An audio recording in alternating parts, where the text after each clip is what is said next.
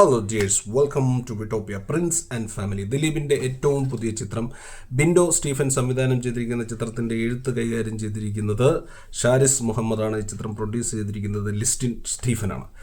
ഈ സിനിമ എനിക്ക് തോന്നുന്നു ദിലീപിൻ്റെ അടുത്ത കാലത്തെ പുള്ളിയുടെ ഒരു പെർഫോമൻസ് അല്ലെങ്കിൽ ആ ഒരു കരിയറിൻ്റെ ഒരു പെർഫോമൻസ് റേഞ്ച് വെച്ചിട്ട് നോക്കുകയാണെങ്കിൽ ഒരു ലോ പീരീഡ് അല്ലെങ്കിൽ ഒരു ഔട്ട് ഓഫ് ഫോം പീരീഡിലൂടെയാണ് കടന്നു പോയിക്കൊണ്ടിരിക്കുന്നത്. അപ്പോൾ അങ്ങനെയുള്ളപ്പോൾ അദ്ദേഹത്തിനൊരു ഹിറ്റ്, അദ്ദേഹത്തിൻ്റെ ഫാൻസ് ആണെങ്കിലും ഒരു ഹിറ്റ് നോക്കിക്കൊണ്ടിരിക്കുന്ന ഒരു സമയമാണ്.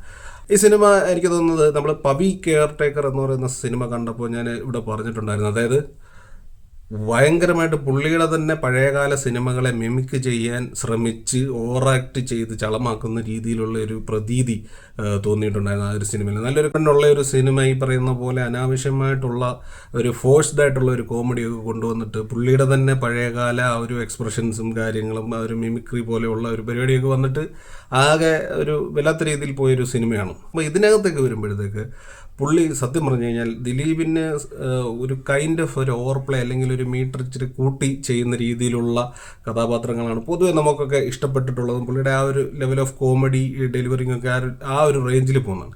അത് വെച്ചിട്ട് നോക്കുകയാണെങ്കിൽ ഒരു കൈൻഡ് ഓഫ് അണ്ടർപ്ലേ, ഇപ്പോൾ സിനിമ ഒരു ലാംഗ്വേജ് വെച്ചിട്ട് അണ്ടർപ്ലേ എന്ന് പറയുന്നത് മറ്റൊന്നാണെങ്കിലും പുള്ളിയുടെ ഒരു രീതി, ഒരു കൈൻഡ് ഓഫ് ആക്ടിങ് ഡെലിവറി ഉണ്ടല്ലോ പുള്ളിക്ക്, അത് വെച്ചിട്ട് നോക്കുകയാണെങ്കിൽ ഇതൊരു കൈൻഡ് ഓഫ് അണ്ടർപ്ലേയിങ് ക്യാരക്ടർ എന്ന് പറയും. കാരണം ഒന്നും ഓവറാക്കാൻ നിന്നിട്ടില്ല, ഒന്നും ഓവറാക്കി ചിലവാക്കിയിട്ടില്ല. വളരെ ഒരു മിതത്വം, ഒരു മിനിമലിസ്റ്റിക് അപ്രോച്ച് ഇതിനകത്ത് കൊണ്ടുവന്നിട്ടുണ്ട് പുള്ളിയുടെ ആ ക്യാരക്ടറിൽ. അത് ഈ സിനിമയിൽ നല്ല രീതിയിൽ ഗുണം ചെയ്തിട്ടുണ്ട്. സിനിമയിൽ ഒരു വലിയൊരു കാസ്റ്റ് തന്നെ ഉണ്ട്. ധ്യാൻ ശ്രീനിവാസനുണ്ട്, സിദ്ദിഖുണ്ട്, ബിന്ദു പണിക്കർ, മഞ്ജു പിള്ളൈ. പിന്നെ എനിക്ക് ഈ സിനിമയുടെ നായിക, അതായത് ഈ ദിലീപിൻ്റെ വൈഫായിട്ട് വരുന്ന ആ ആക്ട്രസിൻ്റെ പേര് ഞാൻ എത്ര തപ്പിയിട്ടും എനിക്ക് കിട്ടിയിട്ടില്ല. അത് അറിയാവുന്ന ആരെങ്കിലും ഉണ്ടെന്നുണ്ടെങ്കിൽ ഒന്ന് കമൻറ്റ് ചെയ്യുക. അവർ ഗംഭീരമായിട്ടുള്ള ഒരു പെർഫോമൻസ് തന്നെയാണ് കാഴ്ചവെച്ചിരിക്കുന്നതെന്നാണ് എനിക്ക് തോന്നിയത്. കാരണം എന്താണെന്ന് വെച്ചാൽ വളരെ ക്രിഞ്ചിയായിട്ടൊക്കെ തോന്നാവുന്ന പല മൊമെൻറ്റ്സും അവരുടെ ക്യാരക്ടറിൻ്റേതായിട്ട് ഈ സിനിമയിലേക്ക് വരുന്നുണ്ട്. അതൊക്കെ നീറ്റായിട്ട്, അത്യാവശ്യം നീറ്റായിട്ട് തന്നെ വളരെ ഡീസൻ്റായിട്ട് തന്നെ അവരെ കൊണ്ടാവുന്ന രീതിയിൽ അവർ നല്ല രീതിയിൽ പെർഫോം ചെയ്തിട്ടുണ്ട്. അവർ ധ്യാൻ ശ്രീനിവാസൻ്റെയൊക്കെ ക്യാരക്ടറിലേക്ക് വരുമ്പോൾ അതൊരു ഫില്ലിംഗ് ക്യാരക്ടർ പോലെയൊക്കെ തോന്നിയിട്ടുള്ളൂ. പ്രത്യേകിച്ചൊന്നും വലിയ കാര്യങ്ങളൊന്നും സിനിമയിൽ ചെയ്യാനൊന്നും ആ കഥാപാത്രത്തിന് സാധിച്ചിട്ടില്ല. എന്നാൽ പോലും അവിടെയാണ് ഈ സിദ്ദിഖ് അല്ലെങ്കിൽ ബിന്ദു പണിക്കർ, അവർക്കൊക്കെ എന്ന് പറഞ്ഞാൽ ചെറിയൊരു സീൻ അല്ലെങ്കിൽ ചെറിയൊരു സംഭവമൊക്കെ മതി ഒന്ന് ഒരു ഇമ്പാക്റ്റ് കൊണ്ടുവരാൻ. അത്തരത്തിൽ ഒന്നോ രണ്ടോ എക്സ്പ്രഷനിലൊക്കെ വെച്ചിട്ട് തന്നെ അവരൊരു ഇമ്പാക്റ്റ് കൊണ്ടുവരാൻ അവർക്കൊക്കെ സാധിച്ചിട്ടുണ്ട്. പിന്നെ ഇതിനകത്തിലൊരു കോമഡി അല്ലെങ്കിൽ ദിലീപിൻ്റെ ഒരു സന്തത സഹചാരി എന്നുള്ള രീതിയിലൊരു ക്യാരക്ടർ വന്നത് ജോണി ആൻ്റണിയുടേതാണ്. പുള്ളിയുടെ കോമഡി എന്ന് പറയുന്ന കുറച്ച് ഫോഴ്സ്ഡായിട്ട് തോന്നി. അതായത് അത്രയ്ക്ക് അങ്ങോട്ട് എറിച്ചില്ല. ഫസ്റ്റ് ഹാഫിൽ ഇങ്ങനെ ഇത്തരത്തിൽ കുറേ കോമഡി ട്രൈ ചെയ്യുന്നുണ്ട്, പക്ഷേ അത് അത്ര വലിയ ചിരിയൊന്നും ഉണ്ടാക്കുന്നതായിട്ട് തോന്നിയിട്ടില്ല. എങ്കിലും ഫസ്റ്റ് ഹാഫ് എൻഗേജിങ് ആയിട്ട് തന്നെയാണ് പോയത്.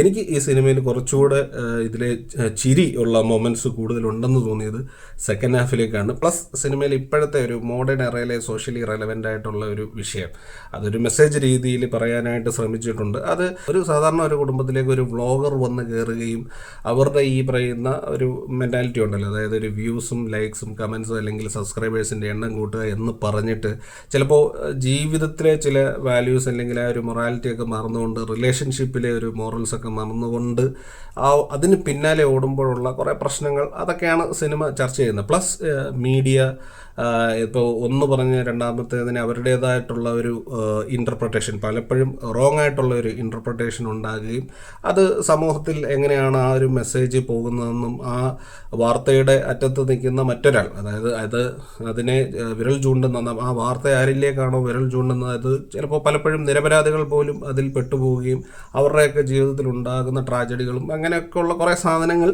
വളരെ നൈസായിട്ട് പറഞ്ഞു വെക്കുന്നുണ്ട് സിനിമ.